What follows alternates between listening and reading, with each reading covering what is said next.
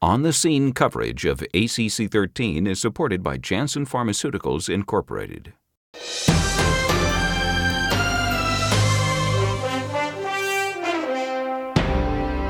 Hi, I'm Peggy Peck with MedPage Today, and on the scene with the ACC.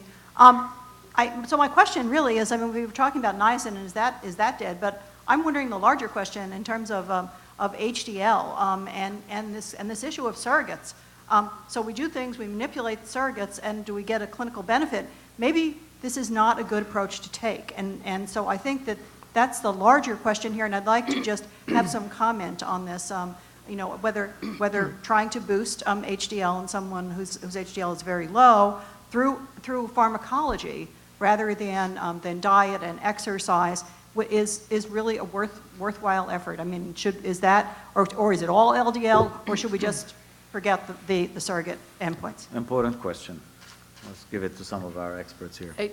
HDL remains a very important predictor of risk, and we actually only increased the HDL by quite a small amount in this trial, and I don't believe it really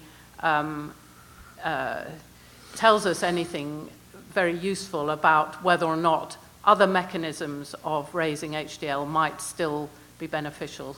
I think that this is, we don't know what the mechanism of action really of niacin. We can't easily pigeonhole it, and so I think that it may well be that other mechanisms of raising HDL may reverse some of the epidemiological risk, but I think we just don't know that at the moment, and I certainly think it's premature to be saying that raising HDL is not going to work. I think we just simply don't know yet.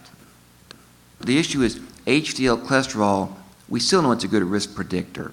That hasn't changed. The question is, what do you do?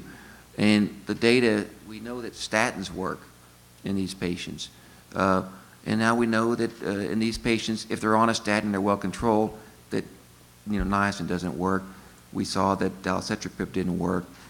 So it's not going to be as simple as just raising HDL. Now the genetics, I think in some ways are insightful, that we can look at by both rare and common variants, almost everything that affects LDL affects risk in the same direction. If your LDL goes up, you have more risk. If your LDL is down, the genetics of HDL are much more complex. There's a number of genes that influence HDL levels, and they do not influence risk for CHD. But there are some that do. So it may simply be that there are certain ways to raise HDL or to modulate HDL function, which maybe is not the same as HDL cholesterol, that could be beneficial. So I think we have to keep an open mind on that. But we do know that simply raising HDL cholesterol does not necessarily predict you're going to have any benefit in these patients.